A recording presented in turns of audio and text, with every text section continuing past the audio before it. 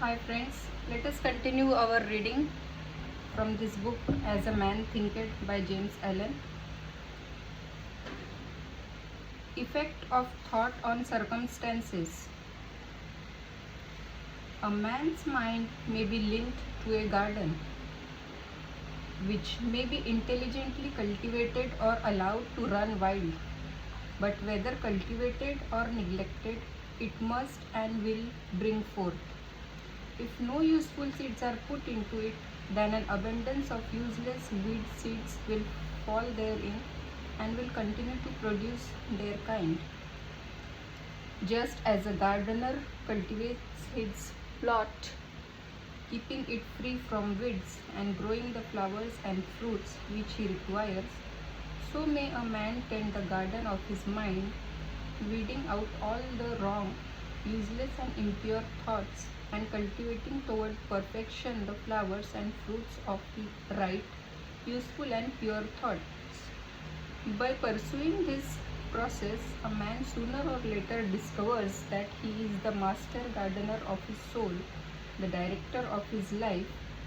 He also reveals within himself the laws of thought and understands with ever increasing accuracy how the thought forces and mind eliminates operate in the shaping of his character, circumstances, and destiny. Thought and character are one, and as character can only manifest and discover itself through environment and circumstance, the outer conditions of a person's life will always be found to be harmoniously related to his inner state. This does not mean that a man's circumstances at any given time are an indication of his entire character, but that those circumstances are so intimately connected with some vital thought element within himself that for the time being they are indispensable to his development. Every man is where he is by the law of his being. The thoughts which he has built into his character have brought him there. And in the arrangement of his life there is no element of chance, but all is the result of a law which cannot err. This is just as true of those who feel out of harmony with their surrounding as of those who are connected with them. As a progressive and evolving being, man is where he is that he may learn, that he may grow. And as he learns the spiritual lesson which any circumstance contains for him, it passes away and gives space to other circumstances. Man is buffeted by circumstances so long as he believes himself to be the creature of outside conditions. But when he realizes that he is a creative power and that he may command the hidden soil and seeds of his being out of which circumstances grow, he then becomes the rightful master of himself. That circumstances grow out of thought every man knows who has for any length of time practiced self-control and self-purification, for he will have noticed that the alteration in his circumstances has been in exact ratio with his altered mental condition. So true is this that when a man earnestly applies himself to remedy the defects in his character and makes swift and marked progress, he passes rapidly through a succession of vicissitudes. The soul attracts that which it secretly harbors, that which it loves, and also that which it fears. It reaches the height of its cherished aspirations. It falls to the level of its unchastened desires, and circumstances are the means by which the soul receives its own. Every thought seed sown or allowed to fall into the mind and to take root there produces its own blossoming sooner or later into act and bearing its own fruitage of opportunity and circumstance. Good thoughts bear good fruits, bad thoughts bad fruit. The outer world of circumstances shapes itself to the inner world of thought, and both pleasant and unpleasant external conditions are factors which make for the ultimate good of the individual. As the reaper of his own harvest, man learns both by suffering and bliss.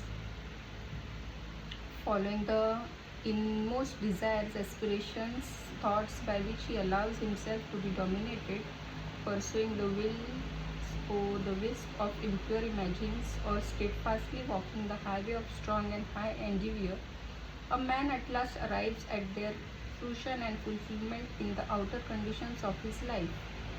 The laws of growth and adjustment everywhere obtain. A man does not come to the almhouse or the jail by the tyranny of fate or circumstance, but by the pathway of groveling thoughts and base desires. Nor does a pure-minded man fall suddenly into crime by the stress of any mere external force. The criminal thought had long been secretly fostered in the heart, and the hour of opportunity revealed its gathered power. Circumstance does not make the man, it reveals him to himself.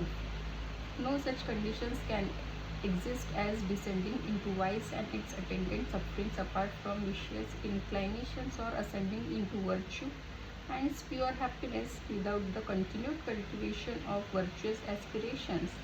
And man, therefore, as the Lord and Master of thought, is the maker of himself, the shaper and author of environment.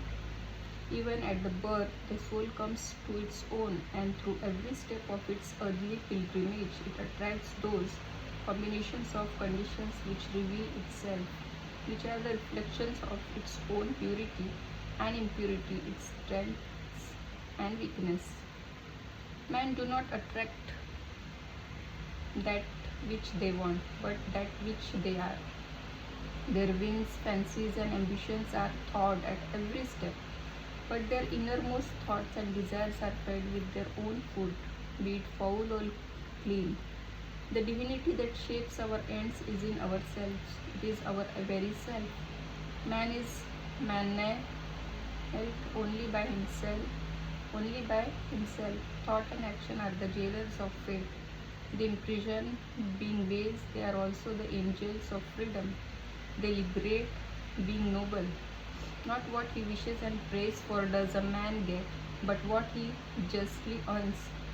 His wishes and prayers are only gratified and answered when they harmonize with his thoughts and actions. In the light of this truth, what then is the meaning of fighting against circumstances?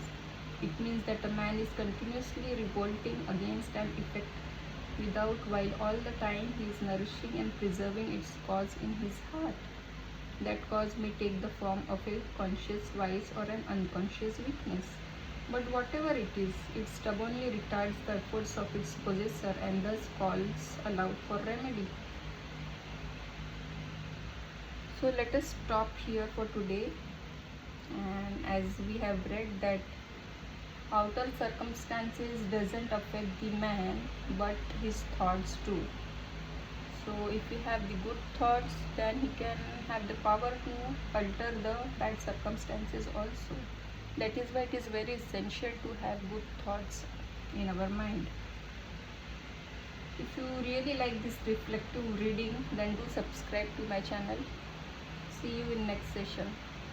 Thank you.